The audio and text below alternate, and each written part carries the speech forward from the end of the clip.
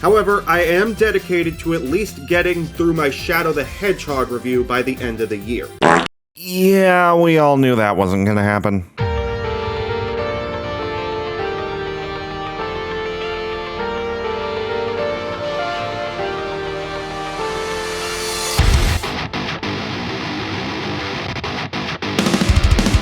So Sonic Frontiers was a pretty good game, and many fans, myself included, were regaining our trust in Sonic Team. However, despite how good the game is, there were still some issues. The cyberspace levels were generally considered to be the weakest part of the game, the ending felt extremely rushed, and a lot of features that would have made perfect sense for an open world game were just completely absent. Also, one thing I didn't mention in my initial review is that after defeating the Titan bosses, the only way to replay them would be to restart the game from the beginning. Yes, seriously, once you defeated a Titan, you couldn't go back and fight it again unless you restarted the whole game. But in December of 2022, while I was in the middle of writing my script for this game, the Sonic social media accounts announced that throughout 2023, we would be getting 3 major DLC updates for Sonic Frontiers for the low cost of completely free. So now that all 3 updates are out, I think it's finally time I give my thoughts on them. But before I do that, there's something else I have to do. I mentioned before that these redives also serve to cover things I forgot to in my initial review, and believe it or not, despite how long my initial review of Sonic Frontiers was, there were a couple of things I forgot to talk about, those being the Starfall mechanic and the voice acting. So let's cover those in that order. I just realized with this current white balancing, my shirt looks blue. It's not, it's purple. I don't know why the current white balancing is making it look blue. Once every few nights, a Starfall will occur. When this happens, any enemy you previously defeated will be revived. Breath of the Wild! Whew, excuse me. I think I had something in my throat there. In addition to this, starbits will fall down, signified by... I know they were trying to make these easy to spot, but did they really have to do it like this? Anyways, collecting these star bits will allow this slot machine thingy to activate, resulting in you getting purple coins. The amount of purple coins you get depends on the result of the slot machine, but you'll very likely get somewhere in the hundreds, making the fishing spots really easy to complete. Now for the voice acting. There aren't really any new voice actors in this game for returning characters. The only real exception is Knuckles, now being voiced by Dave B. Mitchell instead of Travis Willingham, who voiced him from Colors until Forces, but this isn't Dave's first time voicing Knuckles. That honor goes to Team Sonic Racing, a racing spin-off that came out in 2019, which I will cover at some point in the future. I was investigating some strange ruins when I was transported here, then got trapped.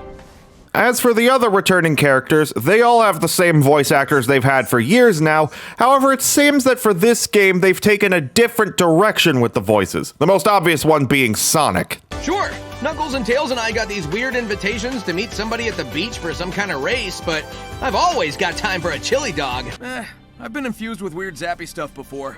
Besides, I feel like it gave me some kind of boost. It seems because they were going for a more mature tone with this game, they had the characters act and speak a bit more mature as well. As for the new character, Sage, she is voiced by Ryan Bartley. Yes, that is actually her name. She does a great job, perfectly capturing how Sage is an AI, but also slowly learning human emotions. No, you don't know what you're talking about. He helps those he is at odds with. He is quick to make peace. Perhaps... No. I have run the simulations. They are doomed. Such a beautiful friendship. A family born of love and not genetics. Everything I want. I wish I'd never seen this. It was so much easier accepting the future when they were simply enemies. So now that I'm done playing catch-up, let's finally get to the 3 new updates for this game. Starting with Update 1, the Sight, Sound, and Speed update, released on March 22nd, the same day I uploaded my review of the base game. And yes, in case any of you were wondering, that was intentional on my part. This update included multiple new features and even some gameplay changes. Let's start with what they changed before getting into what they added. Firstly, you can now distinguish disable the power boost cutscene and the Starfall slot machine if you wish. While I don't mind the slot machine, as like I said before, it gives you a lot of purple coins to use in the fishing minigame, making it much easier to level up quickly, the power boost cutscene was super annoying, as every time I maxed out my rings, the game would come to a screeching halt to play it. Thankfully, now you could disable that. The Coco have also been given a new skin you can equip, which turns them into Easter eggs, which honestly makes them easier to collect since they're easier to spot now. And the best change, in my opinion, is the fact that you can now upgrade multiple levels at once with the Elder Coco instead of having to do it one at a time. However, you can't spread the amount of Coco you have across the two settings. It has to either be all speed or all ring capacity. I kind of wish they had a slider where you can choose how much you want to spend on speed and how much on ring capacity. But now for the new stuff added. The main additions to the main game are photo mode and a jukebox. Photo mode is very self-explanatory. It allows you to move the camera to different angles to take photos. You can't actually take photos in-game, though. You have to use your console's screenshot mode or the print screen button on PC. The jukebox allows you to listen to music from across the Sonic series while exploring the islands. You unlock music by finding these orange music notes lying around the island. I gotta say, out of all the music to listen to, the best combinations in my opinion are Kingdom Valley on Kronos Island, Dusty Desert on Ares Island, and Red Mountain on Chaos Island. You could choose whether you want to listen to all the songs in order, shuffle the playlist, or loop the song you're currently listening to. There are only two main issues I have here. Number one, the music from Sonic 3 and Knuckles is compressed, meaning they just ported over the music files from Sonic Origins. Thankfully, they didn't include the horrendous early prototype songs. And number two, the music only replaces the main island's theme, meaning it still cuts off when fighting enemies. Kinda wish there was a setting to disable that. In addition to those, they also added two new challenge modes on the main menu once you complete the game: Cyberspace Challenge and Battle Rush. Cyberspace Challenge has you running through the cyberspace levels back to back, and Battle Rush has you fighting various common enemies, guardians, and even the Titans. Each mode has 5 levels, one for each of the 4 main islands, and one that combines all 4 of the previous levels into one. You have to get at least an A rank on each level to unlock the next one, but if you get an S rank on every level, you unlock something new. For S ranking every Battle Rush level, you unlock Extreme Mode. What's Extreme Mode? Basically, it's a new difficulty where your stats are locked at 1 throughout the whole game, you can't change the difficulty at all, and if you take even a single hit, regardless of whether you had rings or not, you die. Yeah, didn't spend much time on this one. For S ranking all the Cyberspace Challenge levels, you unlock the Power Boost in cyberspace. Let the record show I did not do this. Like I said in my initial review, I didn't really enjoy the cyberspace levels, so having to S rank all of them twice just to get a faster boost to use in them, no thanks. Now let's move on to Update 2, Sonic's Birthday Bash, released on, you guessed it, Sonic's birthday, June 23rd. Firstly, everything has been decked out for Sonic's birthday. The island decor and the HUD, which loved to lag out my game, so I had to disable it, goddammit. Sonic himself, his friends, and of course the Coco. Speaking of, placed throughout the islands are platforming challenges which, when completed, grant you new Coco, which, when given to the Elder, can upgrade your boost meter signified by the extra rings around it. What are you looking at? I don't actually own a physical copy of Breath of the Wild. Mine's digital. There's also this new Action Chain challenge. Spread throughout each island are these poles that, when Psy-looped, activate the challenge. Your goal is to do as many action combos as you possibly can to get a higher rank. If you S-rank every single challenge across all 4 islands, you unlock something extremely special. The Spin Dash! Finally, we have the Spin Dash in a mainline modern Sonic game again! Other than that, there wasn't much else major that was added. They did add sliders for jump and speed deceleration in the menu. Holy shit, they finally added momentum into this game. And one more thing. They added trackers for everything on each island. Basically, if you collect every single memory token, do every single side story dialogue, defeat every single guardian, 100% every single cyberspace level, S-rank every action chain challenge, collect every new Coco, and catch everything in the fishing minigame on each island, you will unlock a crown. That's it. Just a crown for Sonic to wear. Finally, let's move on to Update 3, the Final Horizon update. This is the one I think most people were looking forward to. It contains new playable characters and a new story. Now, for the new story, a lot of people, myself included, thought it was going to be a brand new story altogether, taking place after the main game story, but that's not what it is. In actuality, it's an alternate ending to the game, rewriting everything that happens on the final island, Oranos Island. The original ending is still here, though. In order to access this new story, you need to enter this giant ring on Oranos Island. So, let's do a plot summary of the new story now. After Amy, Knuckles, and Tails go back into cyberspace to save Sonic and him arriving on Oranos Island, Sage tells him that of her millions of calculations, there was one so unlikely she didn't consider it a possibility, but now it may be the one to save them. She tells him she can reverse the other three's actions and bring them back. They would then seek out the Chaos Emeralds for them while she stabilizes Sonic's cyber corruption and help him convert it into a new power. Sonic agrees to this plan, with Sage warning him that the trials ahead will be grueling. And she wasn't kidding, by the way, but we'll burn that bridge when we get to it. Sage restores Amy, Knuckles, and Tails back to their digitized states, and the group puts the plan into action. Amy goes to one of the Emerald Vaults only to find it empty. She decides to seek help from the Coco, learning that due to the threat, they've hidden the emeralds away in a safe place. She manages to find one, only to discover it's guarded by a force field.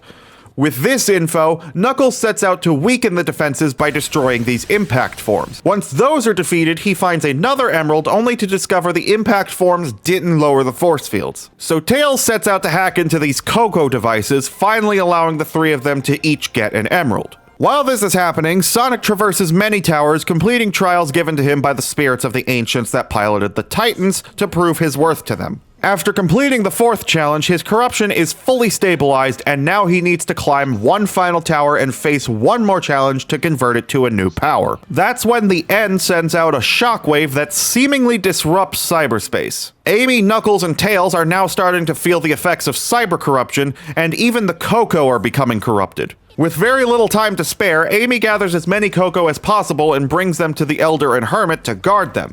After that, she finds another emerald, but the End's shockwave has reactivated the defenses. So, once again, Knuckles sets out to destroy more impact forms, and then Tails hacks into more Coco devices, allowing each of them to get another emerald. Meanwhile, Sonic arrives at the final tower and is given his final challenge by the spirit of the Ancients' leader, the Master King. Once completing this challenge, his cyber energy is turned into a brand new power. However, he's warned against using it too much or else he'll lose it completely. With this done, Amy, Knuckles, and Tails give Sonic the 6 emeralds they collectively found.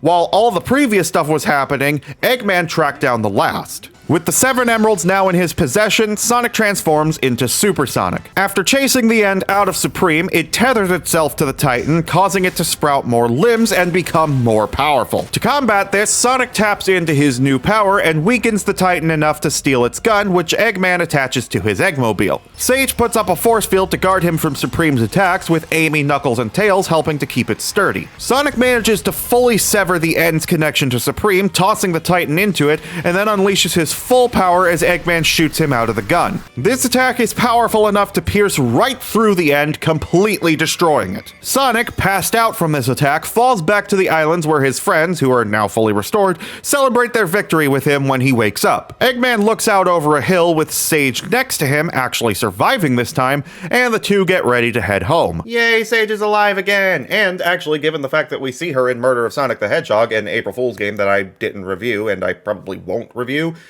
given the fact that we see her in that game, and we know that canonically that takes place after Frontiers, I choose to believe that this is the canon ending. The mid-credit scene was not changed at all, but now there's no post-credit scene. Instead, we get a nice thank you message from the dev team, and then we save our game and get thrown back into the main menu. So, with the story of this update out of the way, let's get to the gameplay.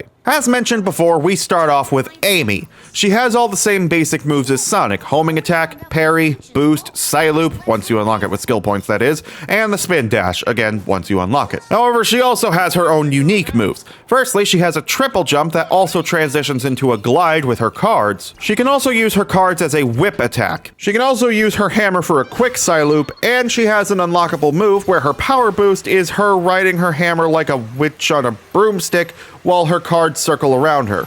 You play as Amy twice, once at the start and then again after Sonic's first section. After clearing her sections, the game switches you to Knuckles. Knuckles, once again, has all the same basic moves as Sonic, including the homing attack, which is kinda weird. But he also has the ability to glide, and holy shit, his turn radius is ass! I swear, it is a nightmare trying to turn him. Thankfully, they fixed this issue in a newer patch, but my god, who thought this was a good idea to begin with? He can also climb walls, but not just any walls like in the previous games, no. He can only climb these walls that look like the ones Sonic can run up, only they're red instead of blue. After completing Knuckles sections, the game switches you to Tails. Once again, Tails has all the same basic moves as Sonic, except he doesn't have the homing attack. His main form of attack is throwing wrenches. Okay then. He can also, of course, fly for a short period of time. He also has an unlockable skill that just completely breaks the game. His power boost is him piloting the Cyclone from Adventure 2. And this just completely breaks every single challenge. You see, plastered throughout the island are various platforming challenges that are color-coded for each character. Pink for Amy, red for Knuckles, yellow for Tails. They each lead to either a skill piece Coco that gives you skill points, a map Coco that unlocks bits of the map, or your main objective. But with the Cyclone, you could just bypass most of these challenges and go straight to the end.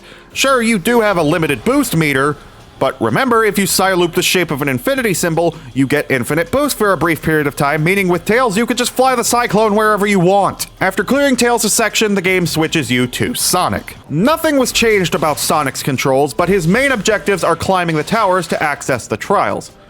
Before that, however, I do want to mention that they added new cyberspace levels exclusive to this mode. They're fine.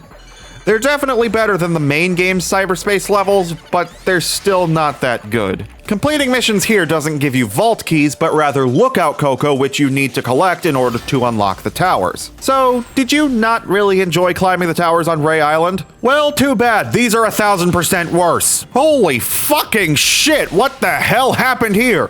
Climbing these towers is like trying to climb the goddamn mountain and getting over it. Now, I know there were a lot of people complaining that the base game was too easy, even in hard mode.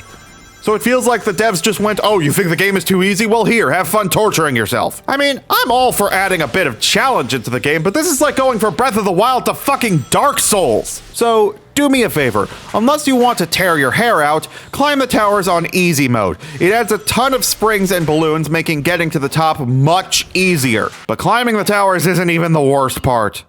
The trials. Oh my god, the trials are ass. Especially the second one, Snake's trial. This trial can go suck a dick. How was anyone supposed to figure this out? And Master King's trial, holy shit, this one made me want to break my fucking controller. Master King's trial has you refighting the main three Titans again, but under a new stipulation. Your stats are locked at 1, you have only 400 rings to last all 3 fights and you can't replenish them, and you now have a perfect parry. What's a perfect parry? Basically, the parry now has to be timed. You can't just hold it forever like in the main game. So what's the problem? These bosses were clearly not designed with a perfect parry in mind. The timing of the parry window is not perfectly synced up with the Titan's animations. You think you time it right, but nope, you're just a couple of frames too early or too late. Even in easy mode, this trial is hell. It took me so many tries to figure out what to do, but I came up with a strategy.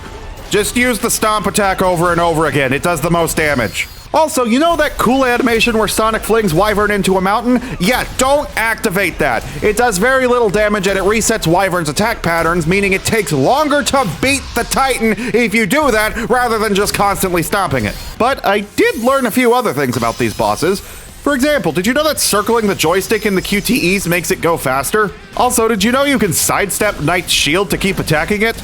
because I didn't until now. Thankfully, they did address this difficulty spike, as in the latest patch, they made easy mode even easier. First off, they added even more springs and balloons to the towers, making them even easier to climb, and in Master King's Trial, you're given 600 rings instead of 400, and the timing for the perfect parry is more forgiving. After clearing all the trials, you can proceed to the final boss.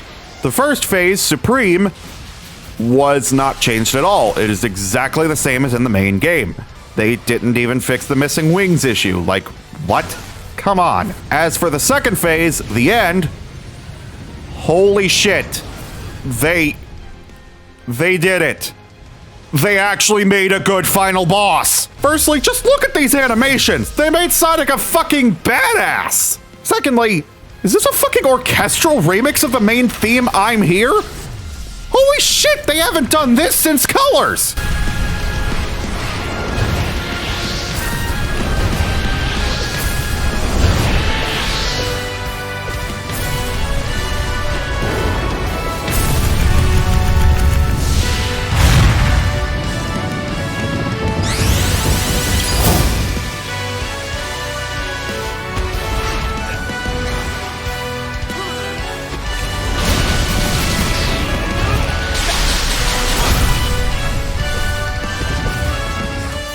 For the fight itself, you basically just have to sever the end's connection to Supreme and then wear down Supreme enough to get its gun out and then side-loop it again when it's in the ground. Man, this boss is fucking incredible. There's no way they could possibly make it better. Follow me. I'm standing on the border of everything. Listen close. Can you hear the spirit sing? Those messages of long ago.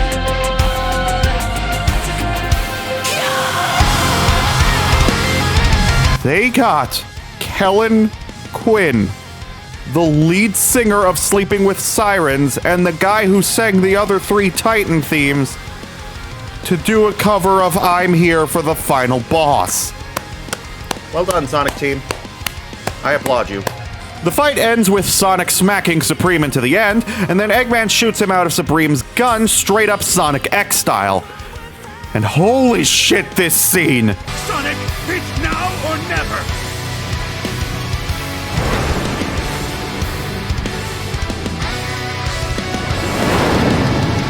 Sorry, Master King.